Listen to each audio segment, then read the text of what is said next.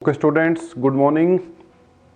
तो बेटा we have started capacitance में एक लेक्चर आपका हो गया, काफ़ी चीज़ें आपने कवर अप कर ली होंगी। नाउ कंटिन्यू करते हैं। Last time effect of dielectric etcetera discuss करने के बाद हम लोग कहाँ पहुँचे? Capacitance of a spherical capacitor है ना। सी का बेसिक फार्मूला क्या निकाल लिया हमने? Q divided by V। यह बहुत काम का चलेगा आपका, Q equal to C into V। अब इससे डील करना पड़ेगा, चलता ही रहेगा। C equal to Q by V, Q equal to C into V। Capacitance की यूनिट फेरेड। यूज कौन सी होगी ज़्यादा?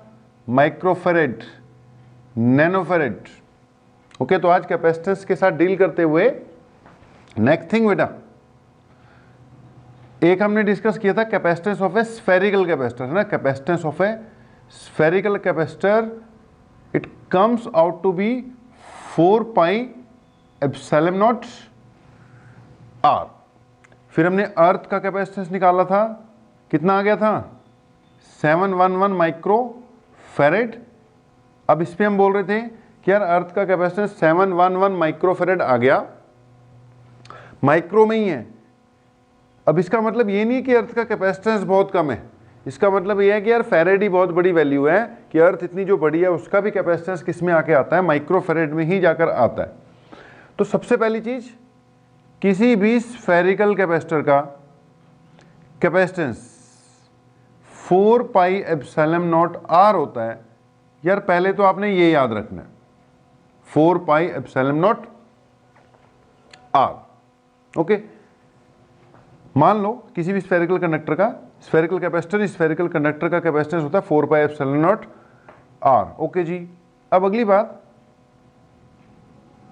एक कोई भी कंडक्टर जो है, जैसे स्फेरिकल कंडक्टर ही था बेटा, उसका कैपेसिटेंस बहुत ज़्यादा नहीं होता। ओके, उसका कैपेसिटेंस को बहुत ज़्यादा नहीं होता। We have to increase its capacitance. हमें इसकी कैपेसिटी क्या करनी पड़ेगी? इंक्रीज करनी पड़ेगी। वैसे तो कोई भी कंडक्टर है, जैसे ये स्फेरिकल कंडक्टर है, इसका कैपेसिटेंस कितना है? 4 पाई एप्सिलॉन नॉट आर है। इस पे एक न्यूमेरिकल भी हमने अभी करना है, एक न्यूमेरिकल करके फिर आगे बढ़ेंगे। वैसे हम बात कर रहे हैं कि कोई भी कंडक्टर है, चाहे स्फेरिकल हो चाहे रॉड हो, जो मर्जी हो, उसका अपना कुछ ना कुछ कैपेसिटेंस होगा। इसका भी है, बट ये कैपेसिटेंस कोई ज़्यादा नहीं होता। ये 2-3 बातों पे डिपेंड करता है। एक तो इसके साइज पे डिपेंड करेगा, रेडियस आ गया। दूसरा इसके आसपास सराउंडिंग मीडियम जो है उस पे भी डिपेंड करेगा। बट इसका कैपेसिटेंस बहुत ज़्यादा नहीं हो पाएगा, बिकॉज कोई भी कंडक्टर है, अगर उसके आसपास एयर है मान लो, या कोई भी दूसरा मीडियम है, तो जैसे जैसे इस पे चार्ज देते जाओगे, जैसे मान लो इस पे हमने क्या कर दिया, चार्ज इंक्रीज करना शुरू कर दिया। अब चार्ज इंक्रीज करते करते क्या होगा? इसका पोटेंशियल इंक्रीज होगा। पोटेंशियल इंक्रीज करने से इसके आसपास इलेक्ट्रिक फील्ड क्या हो जाएगा? इंक्रीज हो जाएगा। चाहे ये स्फेरिकल कंडक्टर होता, चाहे ये रॉड होती है, चाहे किसी और शेप का कंडक्टर होता। अब बेटा जब इसके आसपास का जो भी मीडियम है, इलेक्ट्रिक फील्ड अगर ज़्यादा स्ट्रांग हो गया, इलेक्ट्रिक फील्ड अगर बहुत ज़्यादा स्ट्रांग हो गया, तो उसके आसपास के मीडियम को क्या कर सकता है? आयनाइज कर जाता है। अगर आसपास का मीडियम आयनाइज हो गया, पूरा इसका सराउंडिंग मीडियम, तो एक वर्ड तो हम यूज करते हैं कि उस मीडियम की क्या हो गई? ब्रेकडाउन हो गई। अगर उस मीडियम की ब्रेकडाउन हो गई तो क्या होगा? उसके चारों तरफ मीडियम में क्या आ जाएंगे? आयंस आ जाएंगे, आयंस। अब आयंस हो जाएंगे तो इस पे जो भी चार्ज दिया वो इसके ऊपर फिर टिकने वाला नहीं है, वो लीक होना शुरू हो जाएगा। फॉर एग्जाम्पल, अगर कोई भी कंडक्टर है, स्फेरिकल कंडक्टर है, इसके आसपास एयर है। नॉर्मली तो किसी भी कंडक्टर के आसपास हम एयर रखते हैं ना, तो अब एयर है, एयर की जो ब्रेकडाउन है ना, वो 3 × 10⁶ न्यूटन पर कूलम के फील्ड पे हो जानी है। यानी अगर इसके आसपास का इलेक्ट्रिक फील्ड 3 × 10⁶ न्यूटन पर कूलम या वोल्ट पर मीटर हो गया, तो इसकी ब्रेकडाउन हो जाएगी। अब ब्रेकडाउन से क्या हो जाएगा कि लीकेज हो जाएगी। अब लीकेज होने से क्या होगा? इससे ज़्यादा इसके ऊपर आप चार्ज दे नहीं पाओगे। That means there is a limit for any conductor कि हम उस पर कितना चार्ज दे सकते हैं, कितना चार्ज नहीं दे सकते। अब कैपेसिटी इससे क्या रहेगी, कम रहेगी। अब इसी कैपेसिटी को बेटा इंक्रीज करना है, यानी हमें अभी ये कंडक्टर है, अभी क्या है, ये एक कंडक्टर है, कंडक्टर। हमें इसकी कैपेसिटी को क्या करना है, इंक्रीज करना है। इससे फायदा नहीं है ज़्यादा। अगर हम इसकी कैपेसिटी को इंक्रीज करने का कोई ना कोई सिस्टम ले आते हैं, कोई मेथड ले आते हैं, तो वो जो चीज़ बनकर निकलेगी, वो जो अरेंजमेंट बनकर निकलेगी, उसको हम क्या कहेंगे, कैपेसिटर कहेंगे। बात समझो, अभी हमने इसको स्फेरिकल कंडक्टर बोला। हर एक मटेरियल की, हर एक कंडक्टर की अपनी चार्ज स्टोर करने की कुछ ना कुछ कैपेसिटी है। अगर ये मेटलिक रॉड ही होती, ओके, या ये किसी भी शेप का होता, या ये स्फेरिकल ही है जैसा हमने देखा, जिसका कैपेसिटेंस हमने फार्मूला निकाल दिया 4 pi epsilon naught are. Okay, तो यार इन सब की कुछ ना कुछ कैपेसिटी तो चार्ज स्टोरिंग है ही है ना, बट वो इतनी नहीं है, उसकी लिमिट है। क्या लिमिट है, ज़्यादा चार्ज दे दो तो इसके आसपास का मीडियम, नॉर्मली एयर है, वो क्या हो जाएगा, ब्रेक डाउन हो जाएगा। एयर की ब्रेक डाउन कितने पे होती है, 3 × 10⁶ न्यूटन पर कूलम का। जब इसके आसपास इलेक्ट्रिक फील्ड क्रिएट हो जाएगा तो इसकी क्या हो जाएगी, ब्रेक डाउन हो जाएगी। अब ब्रेक डाउन होने से क्या होगा कि इस पर्टिकुलर लिमिट के ऊपर जब इतना इलेक्ट्रिक फील्ड इसके आस चार्ज देते जाओगे तो यार इलेक्ट्रिक फील्ड बढ़ता जाएगा। अब इस इतना इलेक्ट्रिक फील्ड हो गया, उसके बाद आप चार्ज नहीं दे पाओगे, चार्ज नहीं दे पाओगे, मतलब इसकी कैपेसिटी की एक लिमिट है, लिमिट। ओके, अब जो एयर है उसकी तो जो ब्रेकडाउन वोल्टेज या ब्रेकडाउन इलेक्ट्रिक फील्ड है वो तो है सो है, उस पर आप कुछ नहीं कर सकते। आपको कोई और मेथड अपनाना पड़ेगा कि आप इस मटेरियल की, इस कंडक्टर की कैपेसिटी क्या कर सको, इंक्रीज कर सको। अगर मैं इस कैपेसिटर की, इस मटेरियल की कैपेसिटी इंक्रीज करने के कुछ स्टेप्स लेता हूं तो मुझे इसमें कुछ मॉडिफिकेशन करनी पड़ेगी। अब मॉडिफिकेशन करने के बाद जो बनकर आएगा, वो जिसकी कैपेसिटी इस सिंपल कंडक्टर के कंपैरिजन में काफी ज्यादा होगी, that will be termed as a capacitor. Okay, that will be termed as a capacitor. तो अपनी नेक्स्ट टर्म होगी बेटा जी कंसेप्ट ऑफ कैपेसिटर। अभी तो बात चल रही है कैपेसिटेंस। हर मटेरियल का, हर कंडक्टर का अपना कुछ ना कुछ कैपेसिटेंस है। जैसे एक स्फेरिकल कंडक्टर का कैपेसिटेंस कितना है, 4 पाई एप्सिलॉन नॉट आर।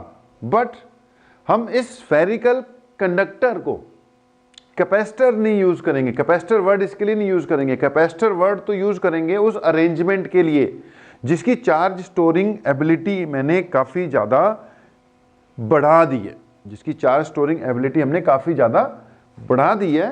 तो आ रहे हैं हम कैपेसिटर पे, एक स्फेरिकल कैपेसिटर पे, सॉरी स्फेरिकल कंडक्टर का जो कैपेसिटेंस है, स्फेरिकल कैपेसिटर में इसलिए नहीं वर्ड बोल रहा हूं, आगे चलकर जब हम कैपेसिटर बनाएंगे ना यार, अभी इसको कैपेसिटर तो बोल नहीं रहे, ये तो कंडक्टर है, स्फेरिकल कंडक्टर जिसका अपना capacitance 4 pi epsilon naught R है। आगे चलकर जब हम इसको कैपेसिटर बना देंगे, कैपेसिटर मतलब एक ऐसी अरेंजमेंट बना देंगे जिसपे काफी ज्यादा चार्ज स्टोर कर लेंगे हम, उसको हम कैपेसिटर कह देंगे। अब कैपेसिटर्स बेटा 3 टाइप के होते हैं, कई टाइप के होते हैं, बेसिकली ये 3 टाइप्स हैं। एक जिसको हम बोलते हैं पैरेलल प्लेट कैपेसिटर। दूसरा बेटा जिसको हम बोलेंगे, क्लासिफिकेशन कई है, स्फेरिकल कैपेसिटर। और एक तीसरा होगा जिसको हम कहेंगे cylindrical capacitor. Parallel plate capacitor, spherical capacitor और सिलेंड्रिकल। इसलिए मैं इसको स्फेरिकल कंडक्टर बोल रहा हूं, कैपेसिटर नहीं बोल रहा। कैपेसिटर तो जब ये बनकर निकलेगा तब और चीज हो जाएगी। तो अभी तक हमने स्फेरिकल कंडक्टर का ही कैपेसिटेंस देखा है। ये आ रहे हैं, इस पे आ रहे हैं। ये नॉट इन सीबीएसई सिलेबस होगा, बट कर लेंगे रिजल्ट्स वगैरह। ये भी नॉट इन सीबीएसई या कोई भी बोर्ड सिलेबस होगा। ओके, ये तो फिर फुल डिटेल में सब कुछ डेरिवेशन वेरिएशन सब कुछ हमने करना ही करना है। इसको हम पीपीसी बोलेंगे, पैरेलल प्लेट कैपेसिटर। बाकी क्लासिफिकेशन और तरीके से भी है, वहां पे भी आते हैं। एक न्यूमेरिकल ईयर रह रहा है, वो करवा दूं, ध्यान से सुनना। एक एग्जाम्पल है, वो कहता है कि मान लो हमारे पास कुछ स्फेरिकल ड्रॉप्स हैं। ओके, क्या है? कुछ स्फेरिकल ड्रॉप्स। ये स्फेरिकल ड्रॉप है, इसके ऊपर कुछ चार्ज है, इसका कुछ ना कुछ रेडियस भी रहा ही होगा बेटा। तो इस पे चार्ज है, इसका कुछ ना कुछ रेडियस है। तो एक तो इसके सरफेस के ऊपर चार्ज है Q, दूसरा इसके सरफेस के ऊपर पोटेंशियल है V, फिर इसका कुछ ना कुछ बेटा कैपेसिटेंस भी हो गई होगा, कैपेसिटेंस है C। ओके, क्वेश्चन है कि अगर ऐसे n ड्रॉप्स, ऐसे n ड्रॉप्स मिल जाते हैं, कोएल्स वर्ड यूज करते हैं, अगर ऐसे n ड्रॉप सब चार्ज हैं मिल जाएंगे, तो वो जो मेन ड्रॉप बनेगा बड़ा, if n such drops coalesce, what will be the charge, potential and capacitance of the bigger drop? इस पे चार्ज Q है, इसका पोटेंशियल V है, इसका कैपेसिटेंस C है। तो जो बड़ा वाला बनेगा भाई n मिलकर, उसका चार्ज कितना होगा, पोटेंशियल कितना होगा, कैपेसिटेंस कितना होगा? सिंपल सी बात है, चार्ज तो एक पे Q है, पोटेंशियल इसका KQ/R है, R इसका रेडियस था, स्मॉल r।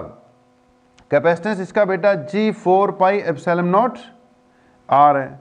जब n ड्रॉप्स मिल गए तो पहले तो बड़े वाले ड्रॉप का क्या निकालो, रेडियस निकालो।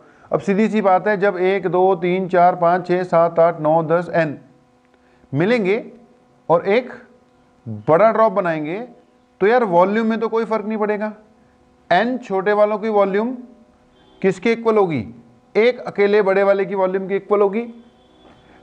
n छोटे वालों की वॉल्यूम 4/3 पाई r, छोटा r³ लगा दिया, और बड़े वाले की वॉल्यूम 4/3 पाई बड़ा r लगा दिया।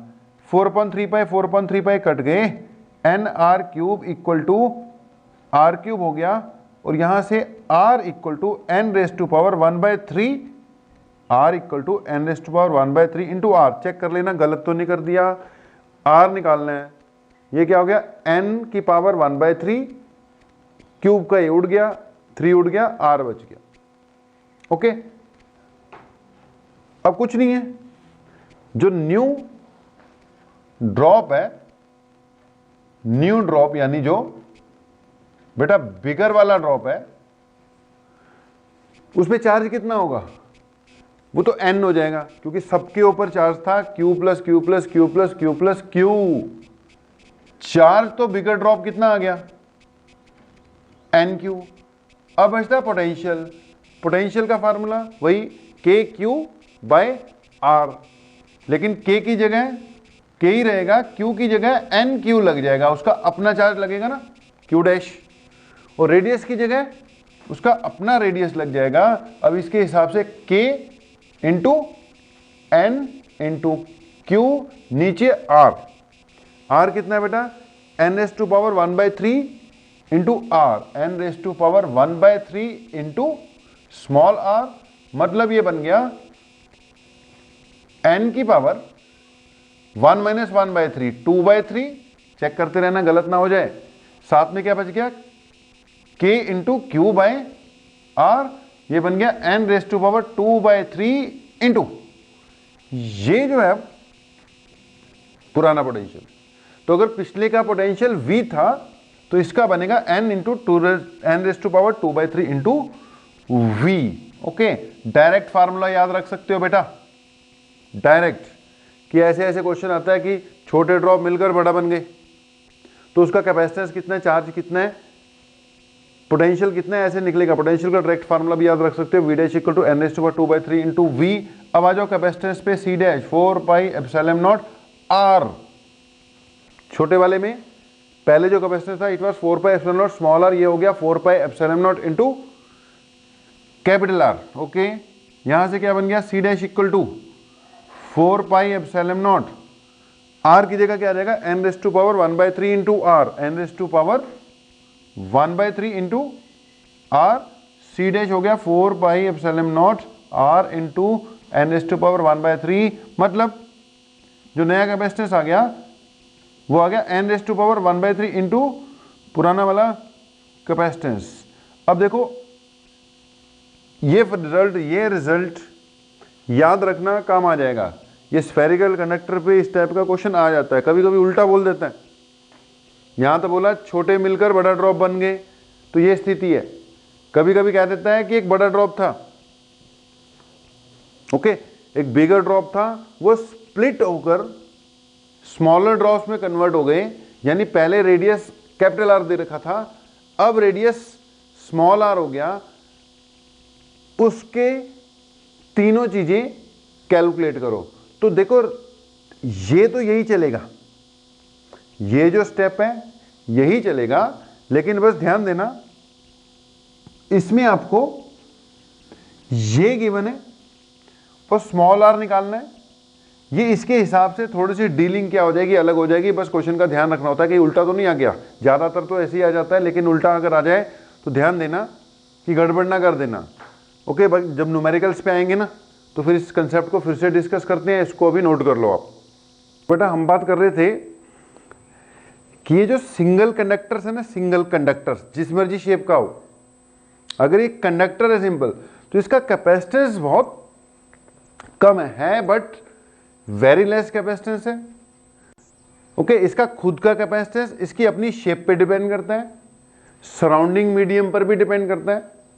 Okay, surrounding medium normally air ही है, तो अब एयर वाले केस में हमने बोला ये इसका ब्रेकडाउन फील्ड होता है, ये जल्दी आ जाएगा, और इस कारण हम इस पर बहुत ज़्यादा चार्ज नहीं दे सकते। ज़्यादा चार्ज दे दिया तो इसके आसपास की एयर, बार बार बोल रहा हूँ, इसके आसपास की एयर क्या हो जाएगी, आयनाइज हो जाएगी, चार्ज लीक होना शुरू हो जाएगा। यानी कैपेसिटी तो है इस सिंगल कंडक्टर की या नॉर्मल जिस भी शेप का कंडक्टर हो, जैसे स्फेरिकल कंडक्टर है, इसकी कुछ ना कुछ कैपेसिटी तो है, बट वो लो है। We want to increase its capacity. अब बेटा अगली बात ये डिस्कस करने जा रहे हैं हम कि कैपेसिटी को इंक्रीज कैसे करना है और कैसे वो कैपेसिटर बन जाएगा। कैपेसिटी को इंक्रीज कैसे करना है और कैसे फिर हम उसको कैपेसिटर कह देंगे। तो अगली जो आपकी हेडिंग है बेसिकली बेटा, that is principle of a capacitor. अगली बात है प्रिंसिपल ऑफ अ कैपेसिटर। ध्यान से समझना, अब ये जो अभी बोलने जा रहा हूं प्रिंसिपल ऑफ अ कैपेसिटर, ये एग्जाम में ऐसे क्वेश्चन नहीं आएगा। Explain principle of a capacitor नहीं आएगा। ओके, इसके बाद जो चीजें आएंगी वही आएंगी, बट फिर भी बुक्स में दिया होता है, हमें करना चाहिए कि कैसे हमने एक कैपेसिटर बना दिया या कैसे हमने एक कैपेसिटर बना लेना है। एग्जाम में नहीं आएगा explain principle of capacitor. Okay, ध्यान से सुनना। मान लो अपने पास एक सिंगल कंडक्टर है, सिंगल कंडक्टर, ओके, शीट के फॉर्म में है, रॉड के फॉर्म में है, जिस मर्जी फॉर्म में है, ये सिंगल कंडक्टर है। और इसको मैंने क्या कर दिया, चार्ज कर दिया, दे दिया इस पे चार्ज दूंगा तो पोटेंशियल बढ़ जाएगा इसका, और दिया और बढ़ गया, और दिया और बढ़ गया, और दिया और बढ़ गया, बढ़ते बढ़ते बढ़ते बढ़ते बढ़ते पोटेंशियल अपनी लिमिट पर पहुंच गया। पोटेंशियल अपनी लिमिट पर पहुंच गया। आपके पास रिलेशन है Q equal to C into V. जितना चार्ज देते जाओगे उतना इसका पोटेंशियल इंक्रीज होता जाएगा, उतना इसके आसपास का इलेक्ट्रिक फील्ड इंक्रीज होता जाएगा। ये अपनी मैक्सिमम लिमिट पे पहुंच गया भाई, और ये भी अपनी मैक्सिमम लिमिट पे पहुंच गया। अब इसके बाद इस पे और चार्ज हम नहीं दे पा रहे हैं। ओके, लीकेज स्टार्ट है, इससे ज्यादा चार्ज नहीं दे सकते। तो इस वक्त इसकी चार्ज स्टोरिंग कैपेसिटी बेटा Q है। अभी अब एक्सपेरिमेंट किए, मॉडिफिकेशंस की, लोगों ने कई कुछ कर देखा कि यार कैसे कैपेसिटी बढ़ाएं, कैसे कैपेसिटी बढ़ाएं, कई कुछ करके देखा। उन एक्सपेरिमेंट में करते कराते एक एक्सपेरिमेंट ये आ गया कि अगर इसके पास एक दूसरा कंडक्टर रख दिया जाए, इसके पास एक दूसरा कंडक्टर रख दिया जाए, तो उससे क्या हुआ। अब बेटा जब दूसरा कंडक्टर रखा ना, तो इसकी जो इनर साइड है, इनर साइड ये पॉजिटिव है। पॉजिटिव के कारण है तो कंडक्टर ही ना, कंडक्टर में large number of free electrons तो होते ही हैं। तो इस पॉजिटिव चार्ज ने क्या किया, इलेक्ट्रॉन्स को अट्रैक्ट किया, एक साइड पे क्या करवा दिया, चार्ज इंड्यूस करवा दिया, और इसकी इनर साइड पर क्या चार्ज इंड्यूस करवा दिया, नेगेटिव। तो इसकी दूसरी वाली अदर साइड पे कैसा चार्ज आ गया, पॉजिटिव। तो हुआ क्या, ये जो कंडक्टर है इसके पास एक और कंडक्टर आने से क्या हुआ, इसकी इनर साइड मतलब इसके पास वाली पे नेगेटिव आ गया, दूसरी वाली पे फिर पॉजिटिव इंड्यूस होगा। अगर इलेक्ट्रॉन उधर इकट्ठे होके चले गए तो इधर पॉजिटिव आ जाएगा।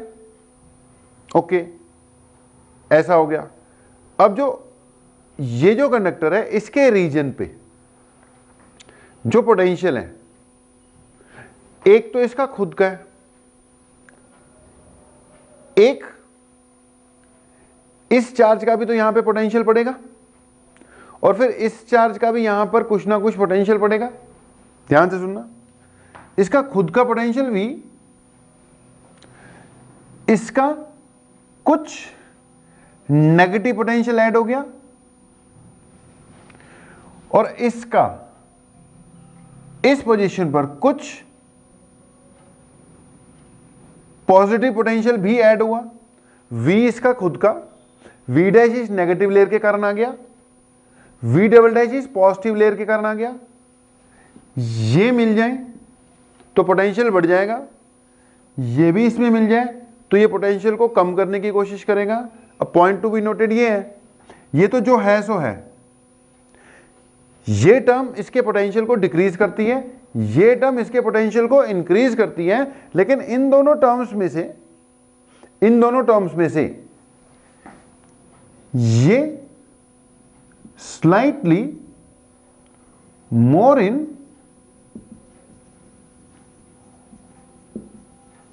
मैग्नीट्यूड रहेगी। क्यों भाई, फिर से सुनना, V इसका अपना पोटेंशियल इस चार्ज के कारण जो था वो तो है ही, चार्ज हमने ना और दिया ना इससे निकाला, साथ में प्लेट लगा दी। प्लेट को क्या किया इसने, एक साइड नेगेटिव इंड्यूस करवा दिया, एक साइड पॉजिटिव इंड्यूस करवा दिया। भाई नेगेटिव के कारण यहां पोटेंशियल कुछ एड अप हुआ, पॉजिटिव के कारण भी कुछ एड अप हुआ। अब जो नेगेटिव है ना, नेगेटिव उसका पोटेंशियल नेगेटिव होगा, वो इसके पोटेंशियल में जब ऐड होगा इसको डिक्रीज कराएगा, लेकिन इसका फिर से पॉजिटिव होगा, वो फिर से इंक्रीज कराएगा। लेकिन इन दोनों में से नेगेटिव लेयर पास है, इसके नेगेटिव लेयर इस पॉइंट के थोड़ा नजदीक है एज कंपेयर टू दिस। तो ये वाली वैल्यू, नेगेटिव वाली वैल्यू थोड़ी इसके कंपैरिजन में ज्यादा होगी। ओवरऑल ये जो वैल्यू आएगी, वो ओवरऑल जो भी ये वैल्यू आएगी net, it will be slightly less than V। जो V पहले था इस पे, ये सब्ट्रैक्ट करा रहा है कुछ, ये ऐड करा रहा है, लेकिन सब्ट्रैक्शन थोड़ी सी क्या हो जाएगी, ज्यादा हो जाएगी, क्योंकि नेगेटिव नजदीक है, पास है, उसका पोटेंशियल थोड़ा सा ज्यादा होगा। तो इससे क्या हुआ, नेट पोटेंशियल स्लाइटली क्या हुआ, इसका डिक्रीज हो गया। अब इसके ऊपर चार्ज अभी भी Q ही है, लेकिन इसका पोटेंशियल क्या हो गया, डिक्रीज हो गया, थोड़ा सा डिक्रीज हो गया। अच्छा, पोटेंशियल डिक्रीज होने से आसपास का जो इलेक्ट्रिक फील्ड है वो स्लाइटली क्या हो गया, डिक्रीज हो गया। चार्ज अभी भी उतना है, पोटेंशियल अब V नहीं रहा, इसके आ जाने से वो V से नेगेटिव वाला इफेक्ट थोड़ा सा ज्यादा हो गया, थोड़ा कम हो गया, जिससे क्या हुआ, इसका नेट पोटेंशियल, चार्ज अभी भी उतनी है, नेट पोटेंशियल थोड़ा सा क्या हो गया, स्लाइटली डिक्रीज हो गया। उसके आसपास का फील्ड भी फिर थोड़ा सा स्लाइटली क्या हो गया, डिक्रीज हो गया। अब अगर इसका V डिक्रीज हो गया और आसपास का फील्ड डिक्रीज हो गया, तो उससे क्या हुआ कि अब थोड़ा सा चार्ज और दे सकते हो, ताकि ये फिर से अपनी लिमिट पर पहुंचे, तब रुकेगा ना प्रोसेस। तो आपने थोड़ा सा चार्ज इस पे और अब दे पाओगे, यानी क्योंकि इसका पोटेंशियल स्लाइटली डिक्रीज हो गया तो इसकी चार्ज स्टोरिंग कैपेसिटी स्लाइटली क्या कर गई, इंक्रीज कर गई। समझना, अगर एक सिंगल कंडक्टर पड़ा हुआ है उसको चार्ज कर दिया तो इस वक्त इसकी चार्ज स्टोरिंग एबिलिटी क्यू है, क्यू के बाद लीकेज स्टार्ट थी, क्यू के बाद लीकेज स्टार्ट थी। अगर सेकंड सिचुएशन, इसके पास हमने एक सिंपल एक कंडक्टर रख दिया था, इधर नेगेटिव डेवलप हो गया था, इधर पॉजिटिव डेवलप हो गया था। अब इस सिचुएशन की कैपेसिटी इस पे क्यू स्टोर किया जा सकता है, इसकी कैपेसिटी थोड़ी सी बढ़ गई है, अब क्यू प्लस थोड़ा सा और, क्योंकि पोटेंशियल में ज्यादा चेंज नहीं आया, स्लाइटली ही कम हुआ था। अब पोटेंशियल स्लाइटली कम हुआ इसलिए चार्ज जो दिया वो भी थोड़ा सा और बढ़ पाएगा। तो इस सिचुएशन सिंगल कंडक्टर की कैपेसिटी क्यू है, मतलब चार्ज स्टोरिंग एबिलिटी क्यू है, इसकी थोड़ी बढ़ गई। अब अगली बात यह है कि बढ़ तो गई, कोई ज्यादा फायदा नजर नहीं आया, कोई बहुत ज्यादा फायदा नजर नहीं आया। अब फिर और एक्सपेरिमेंट किए। अब और एक्सपेरिमेंट में करते करते उन्होंने देखा यार ये वाली जो चीज है ना, ये आकर पोटेंशियल बड़ा डिक्रीज करा देता था। पोटेंशियल डिक्रीज कराने से चार्ज कैपेसिटी बढ़ जानी थी, लेकिन इस फैक्टर के कारण, इसके कारण वो फिर से पोटेंशियल बढ़ जाता है यार, कुछ ज्यादा फायदा हुआ नहीं। फिर करते कराते अगला एक्सपेरिमेंट उन्होंने ये कर दिया यार कि वो कहते हैं यार ये नेगेटिव वाला फिर पंगा डाल रहा है ना, पॉजिटिव वाला, नेगेटिव वाला तो इसके पोटेंशियल को डाउन कर देता है, लेकिन ये पॉजिटिव लेयर है फिर से इसके पोटेंशियल को क्या कर देती है, अप कर देती है। तो कहते हैं इसको उड़ा दो। अब उड़ाने का सबसे बढ़िया तरीका क्या है, ये वाली साइड क्या कर दो, अर्थ कर दो, अर्थ।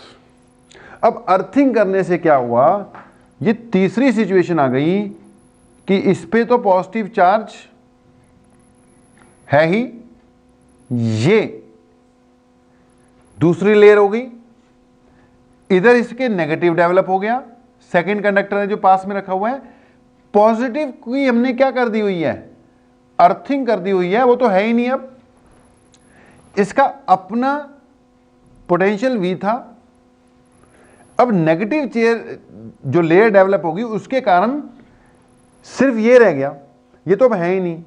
यानी ओवरऑल इसका पोटेंशियल एकदम क्या आ गया, डाउन आ गया। जब पोटेंशियल डाउन आ गया तो आसपास का फील्ड डाउन आ गया। दैट मीन्स इस गिवन चार्ज पर, जब मैंने चार्ज दिया हुआ है इस पे, अगर ये अकेला होता तो चार्ज स्टोरिंग कैपेसिटी क्यू पे पास का पोटेंशियल V हो रहा है। अगर ऐसा कर दूं और अर्थ ना करूं तो क्यू पर पोटेंशियल V से थोड़ा सा कम हो गया, और अगर इसकी अर्थिंग कर दूं तो चार्ज तो क्यू ही है। इस सिस्टम का पोटेंशियल एकदम क्या हो गया, डाउन हो गया। जब पोटेंशियल एकदम डाउन हो गया तो आसपास का फील्ड भी डाउन हो जाएगा, यानी अब इस पे और काफी सारा चार्ज हम दे सकेंगे। यानी ये जो अरेंजमेंट होगी ना, ये जो अरेंजमेंट होगी उस पे जो अब हम नेट चार्ज इसको प्रोवाइड कर सकेंगे, that will be much larger than charge which we can give to a single conductor. बात को समझते रहना इंपॉर्टेंट है, बट ऐसे इंपॉर्टेंट नहीं है कि एग्जाम में आएगा कि explain the principle of capacitor. लेकिन प्रिंसिपल ऑफ कैपेसिटर में समझाना पड़ता है कि यार किसी भी कंडक्टर को कैपेसिटर कैसे बना दोगे। कंडक्टर तो ठीक है, कैपेसिटी थी उसकी थोड़ी बहुत थी, लेकिन वो इतनी नहीं थी कि इसका कोई खास यूज कर सके हम। अब उसको कैसे हम कैपेसिटर कहने के लायक हो जाएं, तो हमने बोला कि कंडक्टर के साथ एक दूसरा कंडक्टर रख दो और अदर साइड उसकी क्या कर दो, अर्थ कर दो। अब ये जो अरेंजमेंट बनी है ना, दिस अरेंजमेंट, ये जो अरेंजमेंट बनी है, अब इसी को हम क्या कहते हैं, कैपेसिटेंस कहते, कैपेसिटर कहते हैं। This arrangement will be termed as a capacitor. तो बेटा क्या बात चल रही है, हम कह रहे हैं कि सिंगल कंडक्टर जैसी मर्जी शेप का हो, उसका कैपेसिटेंस कम है, ओके। और सिंगल कंडक्टर का कैपेसिटेंस कम है, हमें इसकी कैपेसिटी इंक्रीज करनी चाहिए। और इंक्रीज करने का जो सबसे बेस्ट तरीका था वो क्या था यार, एक प्लेट है, उसके पास क्या कर दो, एक दूसरा कंडक्टर रख दो। प्लेट है तो प्लेट या कोई भी शेप हो, एक कंडक्टर है, उसके पास एक दूसरा कंडक्टर रख दो, तो इसकी कैपेसिटी या इस पूरी अरेंजमेंट की कैपेसिटी इंक्रीज हो जाएगी। इसके शायद नेगेटिव लेयर डेवलप हो जाएगी, इसकी क्या कर देनी है, अर्थिंग कर देनी है। अब ये जो भी बना, ये अरेंजमेंट ऑफ कंडक्टर्स हो गई। ओके, अब ये अरेंजमेंट ऑफ कंडक्टर्स है which is used to store large amount of charge. This is an बेटा arrangement of conductors which is used to store large amount of charge. Now this arrangement which is being used to store large amount of charge या good amount of charge is termed as a capacitor. अब इसको हम क्या बोलेंगे यार, capacitor बोलेंगे।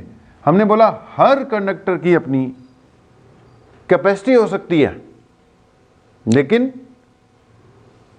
उसको capacitor नहीं कह सकते। हर एक मटेरियल का, हर एक कंडक्टर का अपना कुछ ना कुछ कैपेसिटेंस है, लेकिन उसको कैपेसिटेंस नहीं करेंगे।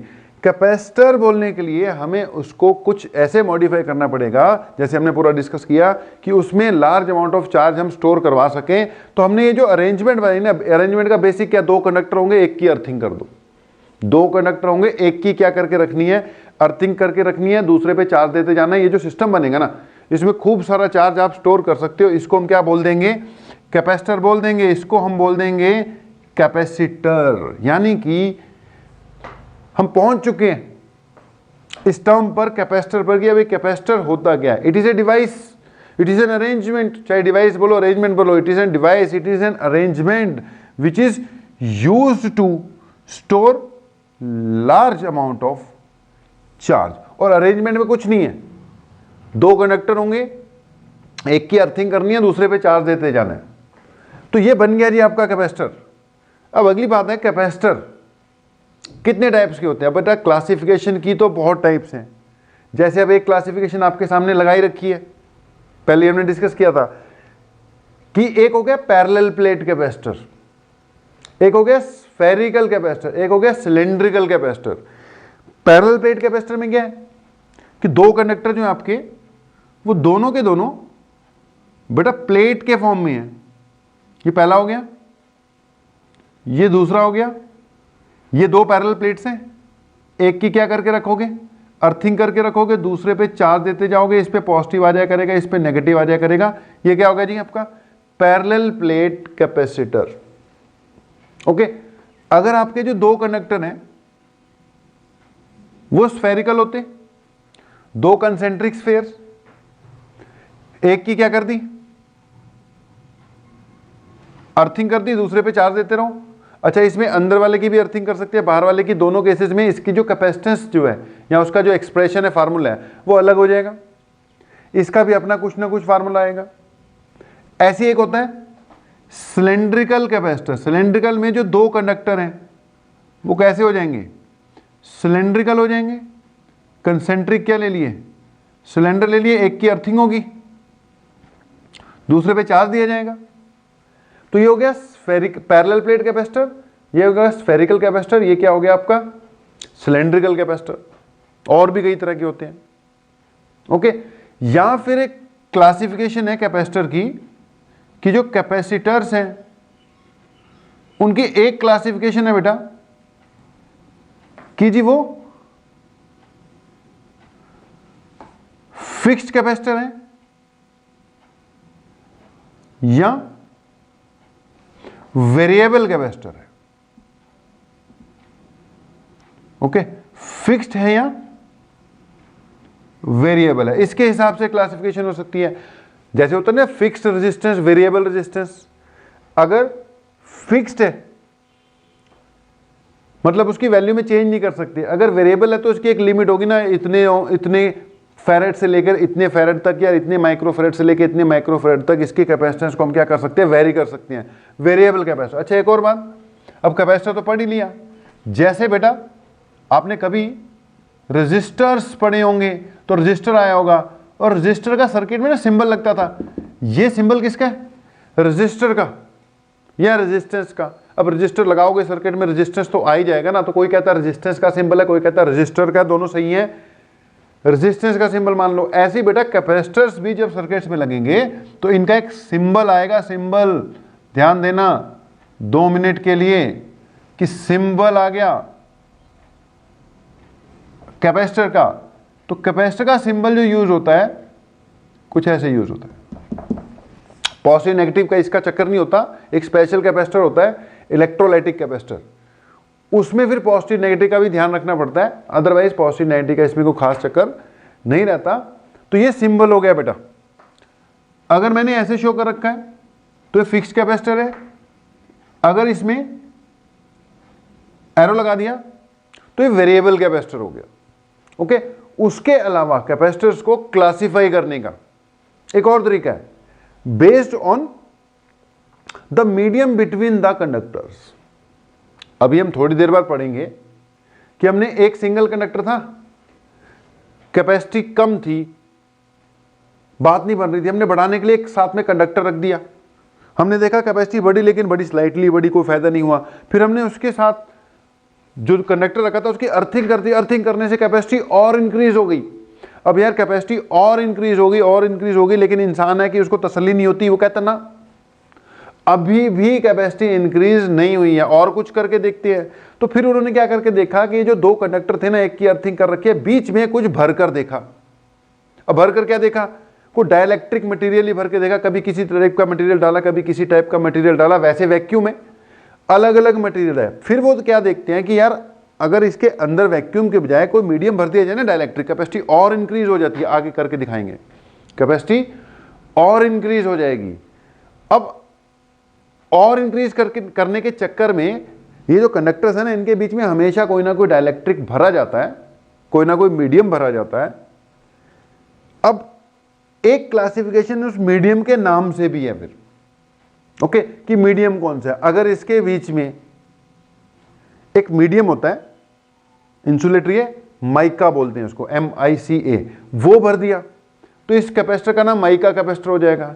अगर पेपर है, एक पेपर लेते हैं बटर पेपर टाइप, उसको एक साइड कंडक्टिंग लेयर डेवलप कर दी, दूसरी साइड कंडक्टिंग लेयर डेवलप कर दी, बन गया कैपेसिटर, वो पेपर कैपेसिटर हो गया। ओके, अगर इसके बीच में कोई इलेक्ट्रोलाइटिक मटेरियल भरा है तो वो इलेक्ट्रोलाइटिक कैपेसिटर हो गया। मतलब क्लासिफिकेशन के बहुत तरीके हैं, फिक्स्ड कैपेसिटर, वेरिएबल कैपेसिटर, एक ये तरीका हो गया, पैरेलल प्लेट, स्फेरिकल, सिलेंड्रिकल, एक ये मेथड हो गया। फिर डाइलेक्ट्रिक कौन सा डाला है उसके हिसाब से कि जी ये तो पेपर कैपेसिटर है, ओके, ये तो माइका कैपेसिटर है, ये तो इलेक्ट्रोलाइटिक कैपेसिटर है। ओके, अच्छा कैपेसिटर वर्ड आपने सुना भी बड़ा होगा, रियल लाइफ में भी इसका बहुत ज़्यादा यूज होता है। आम जो लेमन भाषा में इसको जो इलेक्ट्रीशियन वगैरह होते हैं ना, वो इसको कंडेंसर कहते हैं। ओके, ये वो लोग इसको कंडेंसर भी कहते हैं, कंडेंसर्स। जो हम सुना होगा, मोटर होती है ना, कूलर की मोटर होगी, उसके पास एक छोटा सा इतना सा कैपेसिटर सा लगा होता है, सेल टाइप का। पंखे जो होते हैं ना, पंखों में क्या लगता है, कैपेसिटर। जहां पर भी मोटर्स होंगी ना घूमने वाली, वहां पे सब पे क्या, हर जगह पे क्या लगते हैं बेटा, कैपेसिटर्स लगते हैं। इनको भी डिस्कस कराएंगे इलेक्ट्रॉनिक सर्किट्स में, पंखों में, मोटरों में, हर जगह पे क्या यूज होते हैं, कैपेसिटर्स यूज होते हैं। क्योंकि वहां पे जो मोटर वगैरह होती है ना, उसको जब इनिशियल करंट काफी चाहिए होता है शुरू में, तो ये चार्ज स्टोर करके रखा होता है, जैसे ही स्विच ऑन होता है एकदम वो डिस्चार्ज हो जाता है और एकदम फिर उसको करंट मिलता है, और स्टार्टिंग में ज्यादा करंट चाहिए होता है, वो मिल जाता है उसको। अब ये सब चीजें बाद में आती रहेंगी, अभी तो इनिशियल स्टेज पे हम चल रहे हैं। करते कराते हमने कह दिया हुआ है सिंगल कंडक्टर से बात नहीं बनती, हमने उसको अरेंजमेंट का फॉर्म दे दिया। अरेंजमेंट में क्या किया, एक साथ में कैपेसिटर रखा, साथ में कंडक्टर रखा, एक साइड क्या कर दी, अर्थिंग कर दी, बन गया क्या, वो कैपेसिटर। कैपेसिटर कई टाइप के होते हैं, parallel plate capacitor, spherical capacitor, cylindrical capacitor, या एक इस कैटेगरी से देखो तो फिक्स्ड कैपेसिटर और वेरिएबल कैपेसिटर, या फिर इस हिसाब से देखो तो नाम के हिसाब से कई तरह के चलते हैं, जिनमें से एक है इलेक्ट्रोलाइटिक कैपेसिटर। इलेक्ट्रोलाइटिक कैपेसिटर के बारे में थोड़ा सा बता देते हैं। अगर एक नॉर्मल कैपेसिटर है, सिंपल कैपेसिटर है, ओके, एक ये भी क्लासिफिकेशन होगी, सिंपल है कि इलेक्ट्रोलाइटिक है। एक तो ये हो गई, एक ये हो गई, एक नाम के हिसाब से, एक और हो गई कि यार कैपेसिटर जो है वो सिंपल है या इलेक्ट्रोलाइटिक है। अब इसमें फर्क ये है कि जो सिंपल कैपेसिटर होते हैं ना, दूसरे सिंपल लिख दिया, सिंपल, उनमें बेटा पॉजिटिव नेगेटिव टर्मिनल्स का कोई चक्कर नहीं होता, लेकिन एक स्पेशल टाइप ऑफ कैपेसिटर होता है जो पंखों वगैरह में लगा होता है, वही मोटरों में लगा होता है जिसकी मैं बात कर रहा था, वो इलेक्ट्रोलाइटिक कैपेसिटर है। यानी उसकी जो प्लेट्स है ना, उसके बीच में इलेक्ट्रोलाइटिक मटेरियल भर दिया गया है। अब वो जो इलेक्ट्रोलाइटिक कैपेसिटर होता है, उसकी खास बात कि इलेक्ट्रोलाइटिक कैपेसिटर में पॉजिटिव और नेगेटिव का भी ध्यान रखना पड़ता है। उसकी तारें उल्टी सीधी नहीं जोड़ सकते। कभी कभी क्या होता है, इलेक्ट्रीशियन आता है पंखा ठीक करने के लिए, वो पंखा ठीक करके जाता है, कैपेसिटर की तारें उल्टी जोड़ जाता है और उल्टा घूमने लग जाता है। हम कहते हैं यार पक्के थे पुट्ठे चक्कर चलने लग गए। मोटर का कैपेसिटर उल्टा लगा दोगे, उल्टी घूमने लग जाएगी, काम नहीं करेगी। ओके, तो वहां कौन से लगे होते हैं बेटा, पंखे में भी कौन सा लगा होता है, इलेक्ट्रोलाइटिक कैपेसिटर लगा होता है। इलेक्ट्रोलाइटिक कैपेसिटर में ध्यान देना कि वो पॉजिटिव और नेगेटिव का भी ध्यान रखना पड़ता है। तो ये थोड़ा बाहर की बात हो गई। अब आते हैं सीधा टॉपिक पर, सिलेबस पर। तो हमने बोला कैपेसिटर पढ़ना स्टार्ट कर दिया हमने। कैपेसिटर में हमने बोला ये भी करेंगे लेकिन सिलेबस में नहीं है सीबीएसई के, ज़्यादा डिटेल में घुस के मत का, कॉम्पिटिटिव एग्जाम के लिए करना पड़ेगा, बोर्ड एग्जाम के लिए इसकी डेरिवेशन मत करके जाना। अभी तक की जो डिस्कशन है उसमें हमारा जो सबसे काम की चीज, that is the concept of parallel plate capacitor. यानी कि आपका जो कैपेसिटर है उसकी प्लेट्स कैसी होंगी, पैरेलल होंगी। ओके, तो अगली हेडिंग डाल लो, parallel plate capacitor, parallel plate capacitor. तो कहां तक बात पहुंची, पैरेलल प्लेट कैपेसिटर तक। तो हमने बोला यार सबसे मेन टॉपिक आपका क्या है, पैरेलल प्लेट कैपेसिटर, इससे डील करना है हमने। तो इसका कैपेसिटेंस निकालते हैं भाई। ये मान लो यार एक पैरेलल प्लेट कैपेसिटर है ना, ये क्या हो गई जी, इसकी दो प्लेट्स मान लो, दोनों के बीच में डिस्टेंस d मान लो और प्लेट का एरिया a मान लो। ठीक है, a क्या हुआ बेटा, area of each plate, d हो गया जी distance between the plates. Okay, अब बेटा इस पे चार्ज दोगे, इस पे पॉजिटिव आ जाएगा, ठीक है, इस पे नेगेटिव ही बचेगा, क्योंकि पॉजिटिव तो दूसरी साइड पे अर्थिंग लगा के हमने क्या कर दिया हुआ है, अर्थ कर दिया हुआ है। तो ये सिग्मा होगी, इसकी सरफेस चार्ज डेंसिटी भी रहेगी सिग्मा, लेकिन बेटा वो किस नेचर की हो जाएगी, ऑपोजिट नेचर की हो जाएगी। ओके, तो ये हमारी पैरेलल प्लेट्स हैं और इसका कैपेसिटेंस हम निकालने जा रहे हैं, बीच में डिस्टेंस d है। अब बेटा कैपेसिटेंस कैलकुलेट करने के लिए किसी भी कैपेसिटेंस का जो बेसिक फार्मूला है, वो तो वही है ना, Q is equal to C into V। तो जो बेसिक फार्मूला है इसका वो है Q equal to C into V। That means I need capacitance, that means capacitance is equal to Q divided by V। अब Q निकालना है। Okay, अब जो Q है इसका वो हो गया सिग्मा इंटू A, क्योंकि सिग्मा होती है charge per unit area, sigma जो है चार्ज पर यूनिट एरिया, इतना तो अब तक पता ही होगा। Q किसके इक्वल आ जाएगा बेटा, sigma into A। Q equal to CV से शुरू किया, C equal to Q by V होता है। Q निकाल लो, अब बच गया V। V मतलब दोनों प्लेट्स के बीच का जो पोटेंशियल डिफरेंस है या जो पोटेंशियल है सिस्टम का, V निकालना है। याद करो एक पुरानी बात, हमने कभी बोला था कि रिजल्ट काम आएगा कि एक पॉजिटिव हो एक नेगेटिव प्लेट हो शीट वाले केस में, तो दोनों के बीच में कितना इलेक्ट्रिक फील्ड आएगा। अगर याद हो तो आपको पता होना चाहिए इसके बीच में जो इलेक्ट्रिक फील्ड आया था it was sigma by epsilon not. बेटा अगर इसकी सरफेस चार्ज डेंसिटी सिग्मा है, इसकी माइनस सिग्मा है, ओके, तो सेंटर वाले रीजन में दोनों के फील्ड ऐड हो गए थे। ओके, ये कितना आ जाएगा, सिग्मा बाय एप्सिलॉन नॉट। तो अंदर field sigma by epsilon not है, पुरानी चीजें चेक करो जरा। तो एक पॉजिटिव प्लेट हो दूसरी नेगेटिव प्लेट हो, उसके बीच में फील्ड कितना रहता है, हमेशा सिग्मा बाय एप्सिलॉन नॉट रहता है, वो याद रखना है।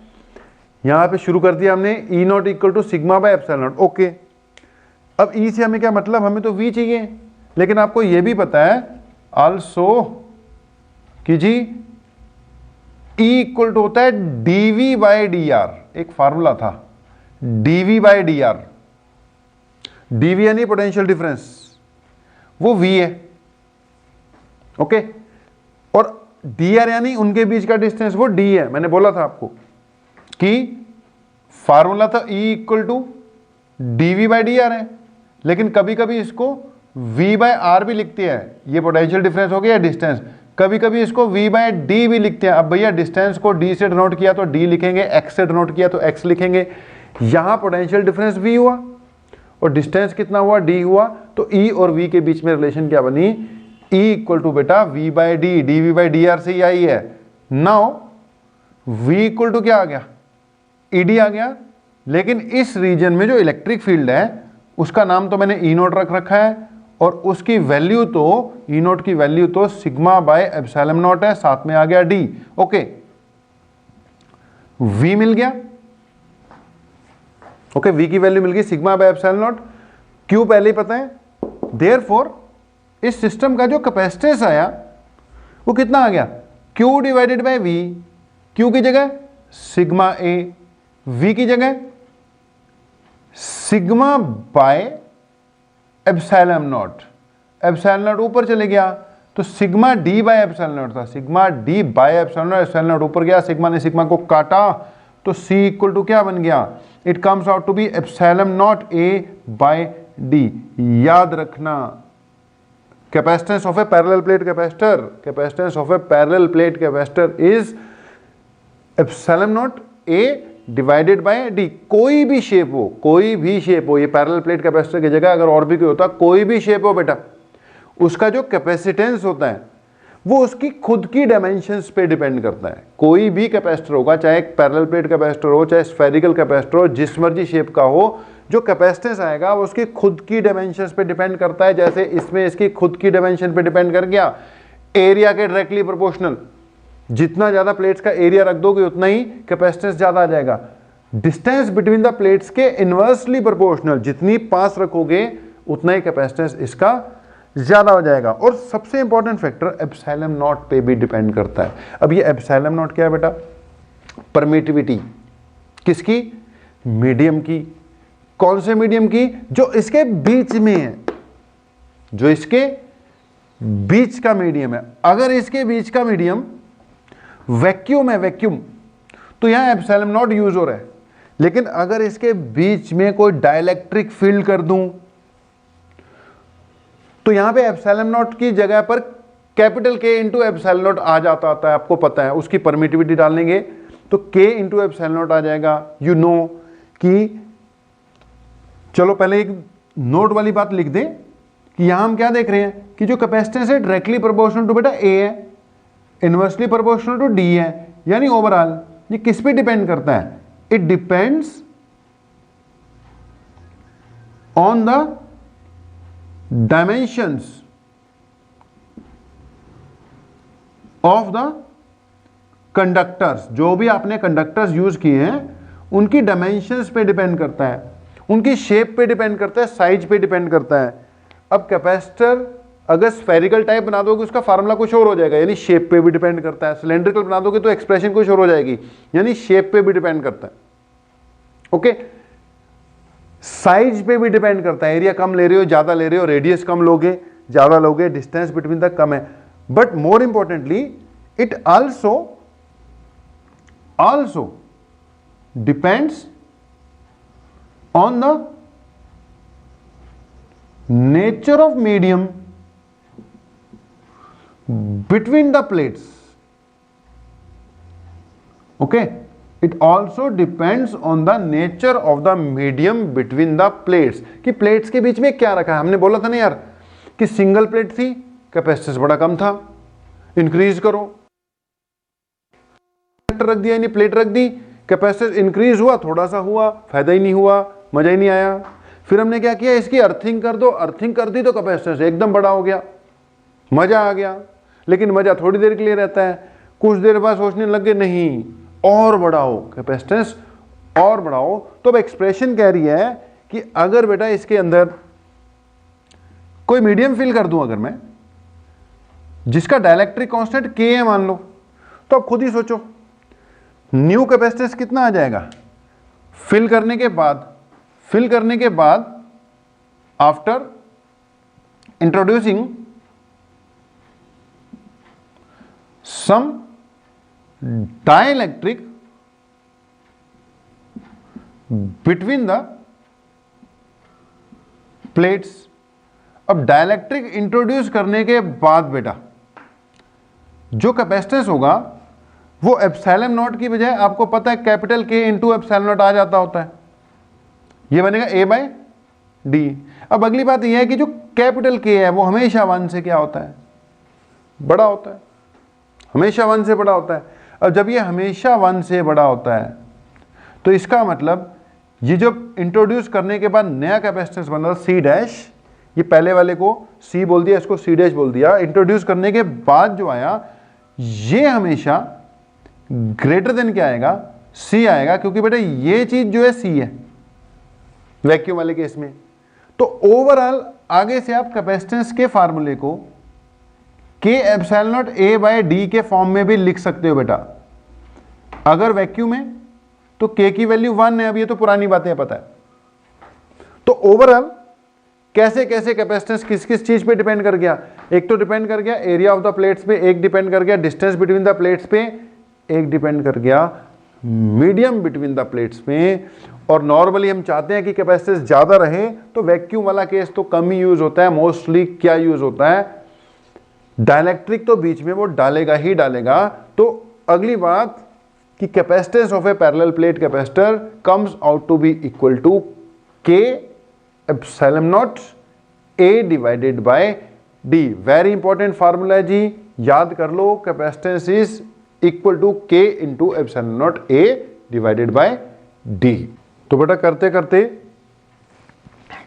पैरेलल प्लेट कैपेसिटर का कैपेसिटेंस हमने निकाल लिया, कितना आ गया जी, comes out to be C equal to epsilon naught A by D. अब ध्यान से सुनना, capacitance of a parallel plate capacitor आ गया epsilon naught A by D.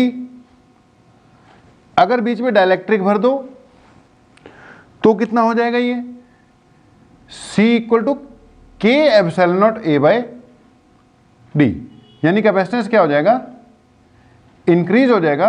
अब अगली बात है कि हमने डाइलेक्ट्रिक भरना है, खाली रखा तो ये रिजल्ट है, डाइलेक्ट्रिक कंप्लीटली फिल कर दिया तो ये रिजल्ट है, के टाइम्स इंक्रीज हो गया। अब अगली बात है बेटा, कैपेसिटर है, आपने उसके अंदर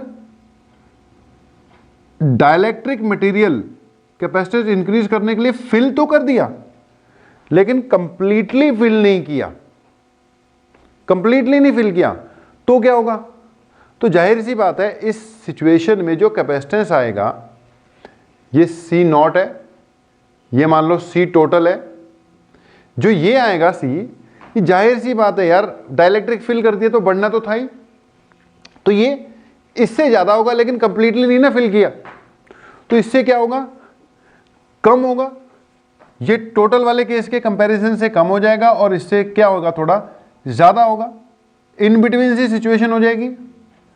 तो अगली बात यह है कि यार इन बिटवीन सी सिचुएशन में फिल कर दिया, पूरा ना फिल किया जाए, तो रिजल्ट क्या आएगा, तो बकायदा बेटा ये सिलेबस में एक डेरिवेशन टाइप भी है, न्यूमेरिकल्स में काम आना ही आना है कि कैपेसिटर के अंदर डाइलेक्ट्रिक फिल कर दिया लेकिन कंप्लीटली फिल नहीं किया तो क्या रिजल्ट आएगा। अच्छा, उसके बाद आएगा डाइलेक्ट्रिक की बजाय कहता अगर कंडक्टर ही फिल कर दो तो क्या होगा, तो ना दो डेरिवेशन बनती हैं, रिजल्ट्स भी हैं, न्यूमेरिकल भी हैं, डेरिवेशन भी हैं, इंपॉर्टेंट है। तो C equal to epsilon naught A by D, ठीक है। K epsilon naught A by D completely fill कर दिया, ठीक है। अगली बात है कि इसके अंदर हमने डाइलेक्ट्रिक डाला बट कंप्लीटली नहीं डाला, कुछ पोर्शन में डाला है, तो देखते हैं इसका कैपेसिटेंस क्या आता है। बकायदा बेटा डेरिवेशन है, ध्यान से देख लेना, हेडिंग डाल लो कि capacitance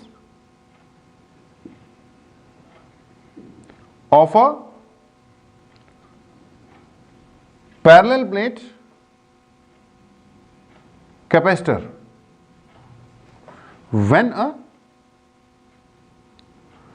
dielectric slab of thickness T, जो कि बेटा D से क्या रहेगी कम, अब D अंडरस्टूड है, D मतलब distance between the plates, of thickness T which is less then D is introduced between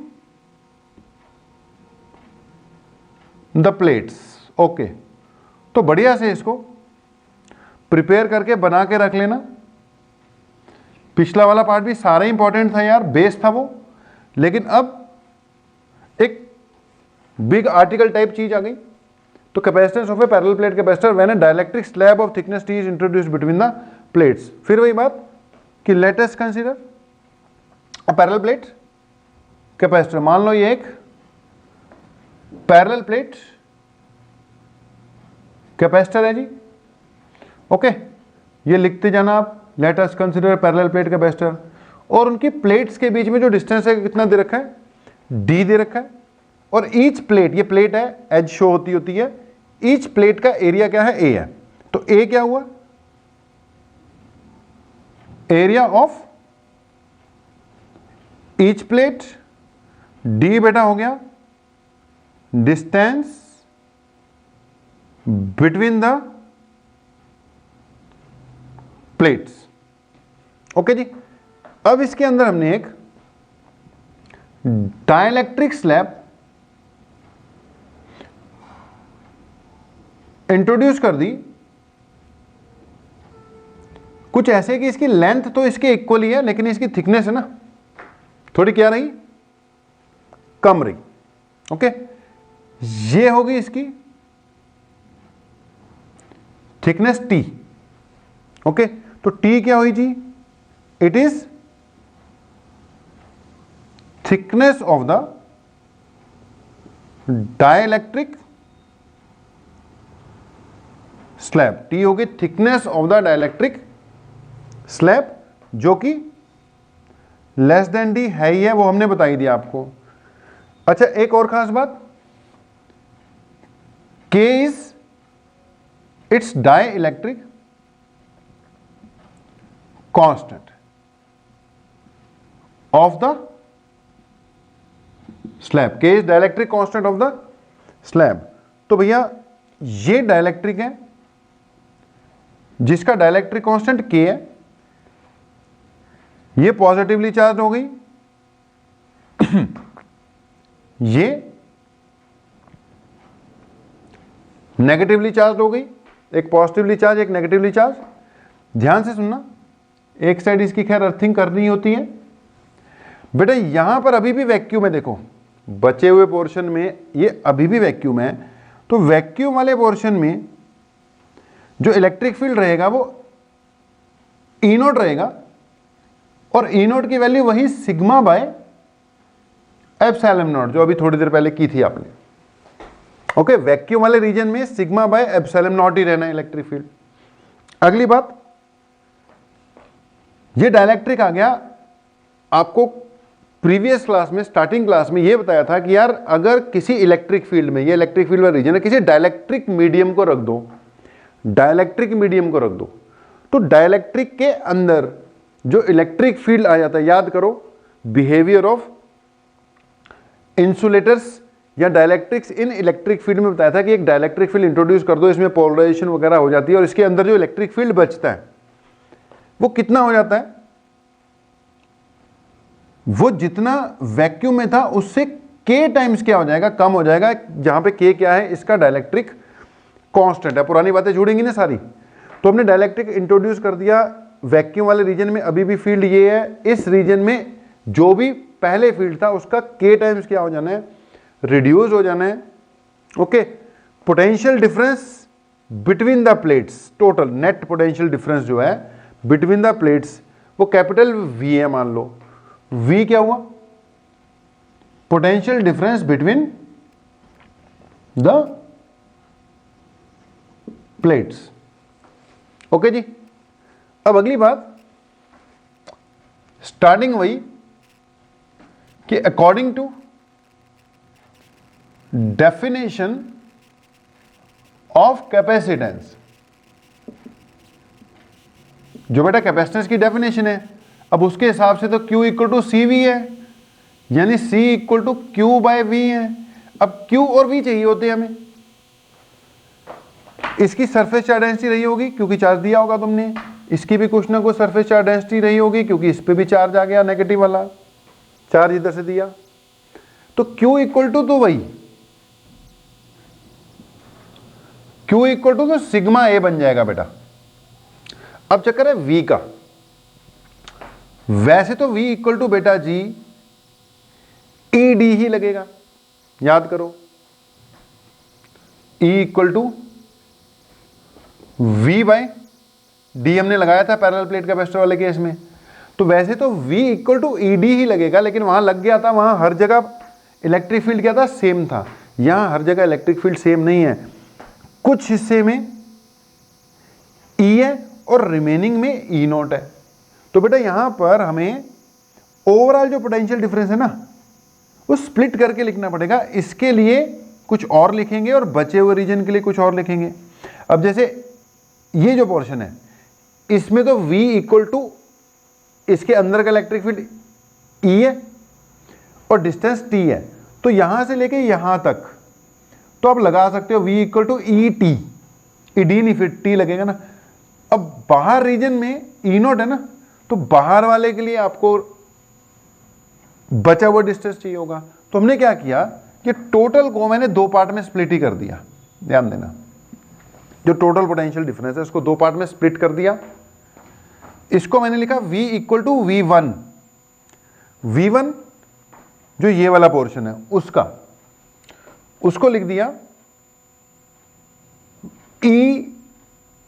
ED वाला फार्मूला लगाते हुए, E इसके अंदर E नॉट नहीं, इसके अंदर इलेक्ट्रिक फील्ड E है तो V इक्वल टू ED लगाते हुए इसके अंदर इलेक्ट्रिक फील्ड E मान रखा है या डिस्टेंस T मान रखा है, E इंटू T लग गया प्लस।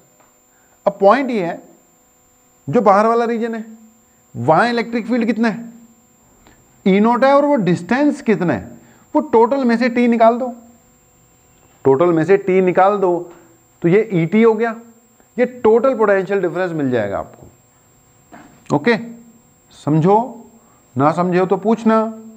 अब यहां पर E जो है ना, E बेटा इसकी जगह क्या लिखा जा सकता है, E not bye K plus ये E not into D minus T हो गया।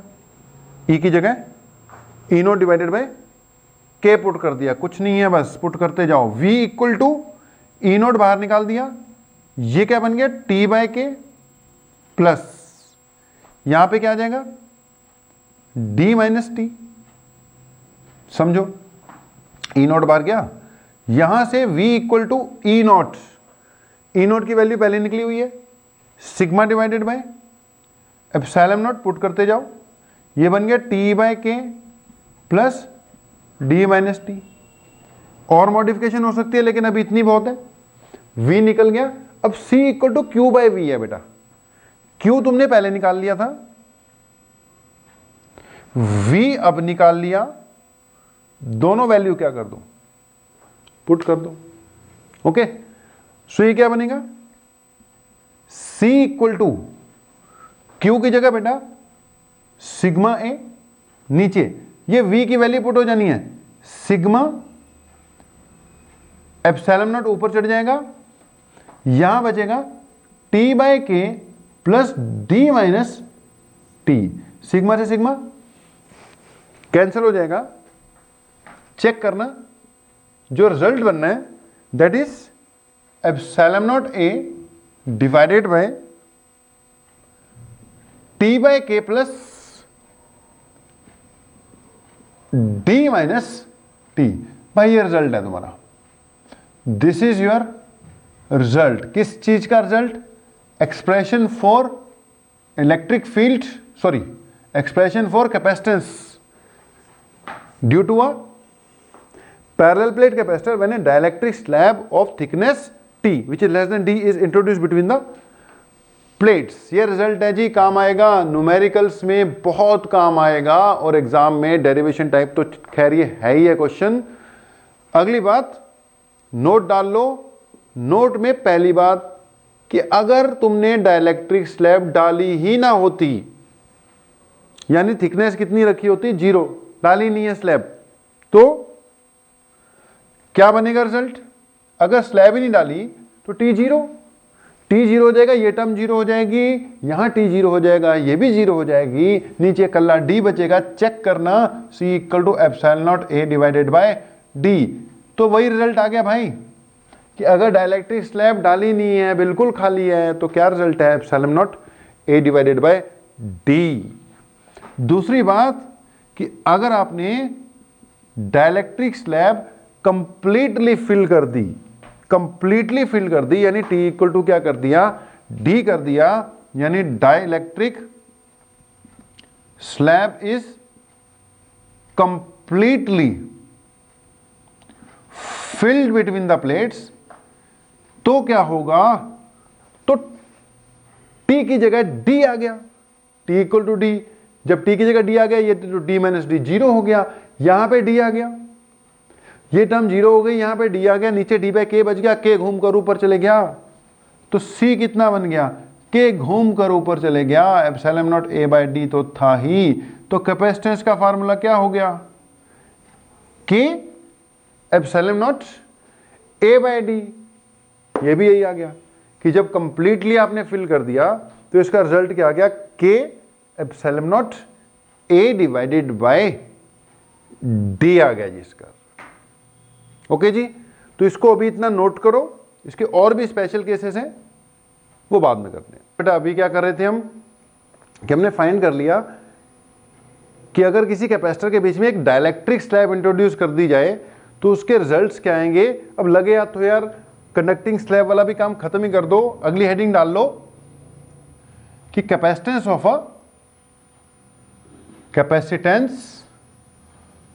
अ parallel plate capacitor when a conducting slab is introduced between the plates of a capacitor. बेटा अगली बात कि अगर हम किसी भी कैपेसिटर के बीच में कोई कंडक्टिंग स्लैब इंट्रोड्यूस कर दें तो उसका कैपेसिटेंस क्या होगा। यार पिछली बार डाइलेक्ट्रिक स्लैब इंट्रोड्यूस की थी, इस बार कैसे इंट्रोड्यूस की? Conducting slab. ये इसकी सेकंड बड़ी डेरिवेशन है, इंपॉर्टेंट है, एग्जामिनेशन पॉइंट ऑफ व्यू से डायरेक्ट आ जाती है, रिजल्ट तो खैर होती है फिर कंपटीशन के हिसाब से। ओके, तो कैपेसिटेंस हो गया पैरेलल प्लेट कैपेसिटर मैंने कंडक्टिंग स्लैब भैया डाइलेक्ट्रिक नहीं, कंडक्टर ही डाल देना। अब देखते क्या बनता है। Is introduce between the plates of the capacitor, starting वही अपनी कि let us consider a parallel plate capacitor. Okay, ये वही आपका पैरेलल प्लेट कैपेसिटर है जिसके बीच में बेटा आपने एक कंडक्टिंग स्लैब इंट्रोड्यूस कर दी, मतलब कंडक्टर है ये। बात फिर वही, इसकी थिकनेस थोड़ी सी क्या रखनी है दूसरे से, बिटवीन द प्लेट्स जो डिस्टेंस है उससे कम रखनी है। ये हुआ डिस्टेंस बिटवीन द प्लेट्स, ये हुई इसकी थिकनेस जो कि हमने थोड़ी सी क्या रखी, कम रखी है। T is less then D है मान लो। फिर वही बात ए बेटा जी एरिया ऑफ द प्लेट्स, पिछला वाला क्लियर हो तो ये तो वैसे ही हो जाएगा area of the plates. D हमने बोला डिस्टेंस बिटवीन द प्लेट्स, तो A area of the plates, d distance between the plates हो गया। ओके, जो ये वाला रीजन है बीच का, इसमें आपको पता है जो ई है ई नोट है, जिसकी value sigma by epsilon note है। सिग्मा इसकी सरफेस चार्ज, डेंसिटी है, चार्ज इस पे क्यू आ गया होगा, इस पे माइनस क्यू आ गया होगा। ओके, बीच में डाल दी कंडक्टिंग स्लैब। कंडक्टिंग स्लैब यार अब पुरानी बात याद कर लो कि अगर किसी कंडक्टर को इलेक्ट्रिक फील्ड में रख दो तो उसके अंदर इलेक्ट्रिक फील्ड क्या हो जाता है, जीरो हो जाता है। तो ये वैक्यूम वाला रीजन है, यहां तो फील्ड है sigma by epsilon not. Conductor के अंदर डाइलेक्ट्रिक होता तो के टाइम रिड्यूस हो जाता है, कंडक्टर हो जाए तो जीरो ही हो जाता है, बात खत्म। तो ये सिचुएशन।